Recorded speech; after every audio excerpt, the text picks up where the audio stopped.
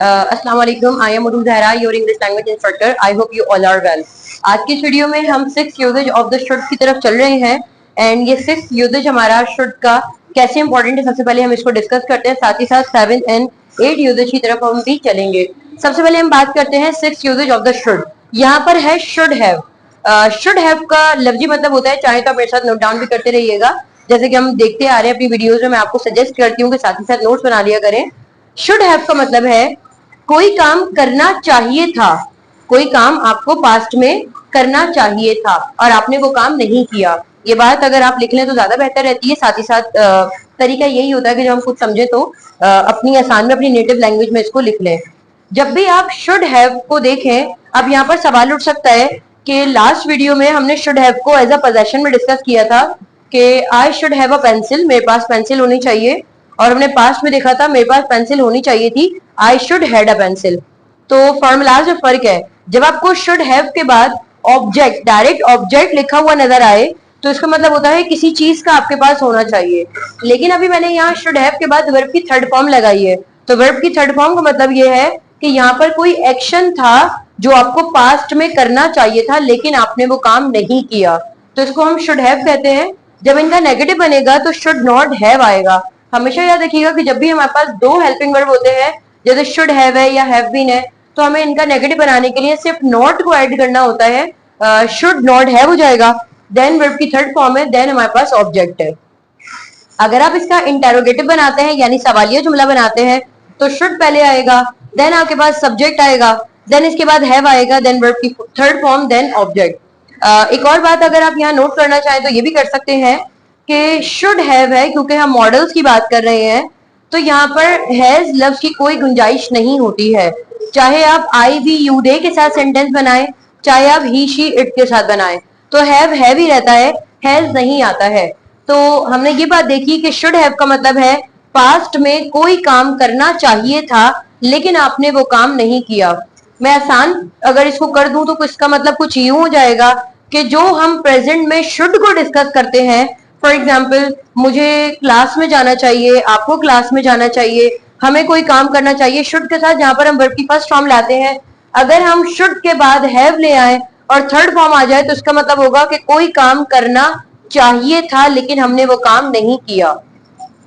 Examples आपके सामने हैं और बहुत आसान सी हैं। They should have detached from fake relations. यहाँ पर बात तो यह है कि they should have detached from fake relation. यहाँ डिटैच मेरे पास एक्शन वोकैबुलरी है जिसकी थर्ड फॉर्म है डिटैच्ड, यानी अलग हो जाना। उन लोगों को अपने झूठे रिलेशन से क्या हो जाना चाहिए था, अलग हो जाना चाहिए था। They should have detached from fake relations, हो जाना चाहिए था, वो नहीं हुए वो अलग बात है। They should have detached from fake relations, अगर हम इसी का नेगेटिव बनाते हैं तो हो जाएगा they should not have detached from fake relations. लेकिन ऐसे वाले जुमले ज्यादातर नेगेटिव में इस्तेमाल नहीं होते, क्योंकि आप किसी को जब मशवरा दे रहे हैं तो उसका नेगेटिव ऑलमोस्ट लॉजिकली पॉसिबल नहीं है। ग्रामेटिकली पॉसिबल है लेकिन लॉजिकली पॉसिबल नहीं होता। They should have detached from fake relations. अगर मैं अब नेक्स्ट सेंटेंस की तरफ चलती हूँ तो नेक्स्ट सेंटेंस है I should have worked at least for 2 months। मैंने यहाँ अपनी गलतियों की बात की और अपनी गलतियों का अदाला करने के लिए मैंने कहा कि कम से कम मुझे 2 महीने के लिए काम करना चाहिए था। I should have worked at least for 2 months। अगर हम इसका नेगेटिव बना देंगे तो आ जाएगा I should not have worked at least for 2 months। अगर हम इसका नेगेटिव हमने अलग से बना के देखा तो नेक्स्ट सेंटेंस पे डिस्कस करते हैं। We should not have escaped. Should not have जहां पर हम आसानी के तौर पर बना रहे थे आई शुड नॉट एस्केप, यहाँ पर आपने हैव लगा देना एंड वर्ब की थर्ड फॉर्म आ जाएगी। We should not have escaped. Escape का मतलब होता है बचना या फरार होना, तो हम वोकैबुलरी साथ साथ लिखते भी जा रहे हैं। We should not have escaped कि हमको फरार नहीं होना चाहिए था, वो किसी भी सिचुएशन में हो सकता है, तो मैंने कहा आपको फरार नहीं होना चाहिए था। We should not have escaped. आगे चलते हैं। You should not have disowned your son. Disowned का मतलब होता है आग कर देना या लाताल्लुकी कर देना, डिसोन। तो थर्ड फॉर्म का मतलब हो गया कि लाताल्लुक कर दिया था, तो मैंने कहा कि आपको अपने बेटे को आग नहीं करना चाहिए था। You should not have disowned your सन। अगर मैं यहाँ इंटेरोगेटिव बनाती हूँ, अगर मैं यहाँ पर इंटेरोगेटिव बनाती हूँ तो उसूली तौर पर जब भी दो हेल्पिंग वर्ब होते हैं तो पहला वाले हेल्पिंग वर्ब पहले आ जाता है, शुड आ जाएगा पहले। Should I have done the work before the deadline. मैंने यहाँ सवाल पूछा है कि क्या मुझे काम करना चाहिए था अपने डेडलाइन से पहले, should I have done the work before the deadline. तो कोई भी हम इसका एग्जाम्पल बना सकते हैं शुड हैव की। फॉर एग्जाम्पल मुझे सच बताना चाहिए था, I should have spoken the truth. मुझे ये सच्चाई पहले ही खोल देनी चाहिए थी। सच्चाई वगैरह खोलने के लिए वोकेबलरी होती है रिवील द सीक्रेट्स। चाहे तो नोट डाउन कर सकते हैं, वोकेबलरी की स्पेलिंग बता देती हूँ। REVEAL रिवील वर्ब की फर्स्ट फॉर्म है। थर्ड फॉर्म आ जाएगी रिवील्ड हो जाएगा। रिवील्ड द सीक्रेट्स राज फाश कर देना। मैंने कहा मुझे ये सच्चाई पहले ही बता देनी चाहिए थी। I should have revealed the secrets.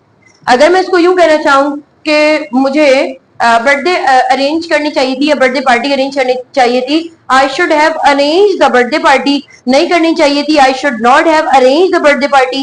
क्या मुझे बर्थडे पार्टी अरेंज करनी चाहिए थी, should I have arrange the birthday party. यहाँ पर हमारा शुड हैव कंप्लीट हुआ। अगर आपका कोई सवाल है तो आप कमेंट सेक्शन में पूछ सकते हैं। इसके साथ ही मुझे इजाजत दीजिए, आपसे दोबारा मुलाकात होगी एक नई वीडियो में। तब तक के लिए अल्लाह हाफ़िज़।